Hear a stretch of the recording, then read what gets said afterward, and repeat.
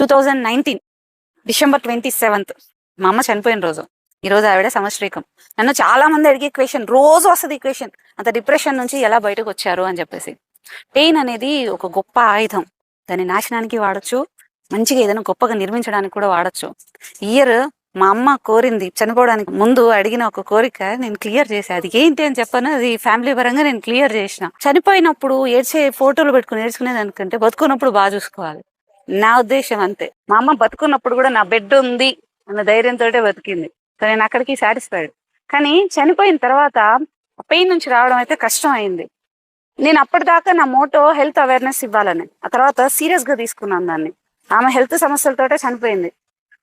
Life style learning program, weight loss learning programs అని start చేసిన, అందరికి అవేర్నెస్ ఇవ్వడం స్టార్ట్ చేసిన. ఆ వచ్చిన అమౌంట్ ని తీసుకోకుండా మొత్తం అంతా కూడా సొసైటీకి ఇచ్చేసిన. ఒక 10 మంది ఉన్నప్పుడు సేమ్ కమిట్మెంట్, 100 మంది ఉన్నా కూడా సేమ్ కమిట్మెంట్ తోటే ఇవన్నీ కూడా అమౌంట్ అంతా ఇచ్చుకుంటూ వచ్చిన. ఈరోజు నేను కూర్చొని ఏడ్చుకుంటూ ఉండడం కాదు, 10 మంది రోజు తలుచుకుంటారు ఆమె డెత్ను కూడా, ఆమె బాగుండాలని. చనిపోయిన తర్వాత కూడా ఒకటి ఏడవచ్చు, ఇలాంటివి జరిగినప్పుడు హ్యాపీగా 10 మందిని చూసుకునేటట్లు చూసుకోవచ్చు. అది మనం అనుకునే దాని మీదనే ఉంటది. అండ్ నువ్వు లేకపోతే అసలు ఇప్పుడు ఏం కూడా లేదు. ఎవరైనా పుట్టుకతోటి సంతోషం ఇస్తారు, నువ్వు డెత్ తోటి కూడా సంతోషం ఇచ్చు అందరికి. ఇంతమంది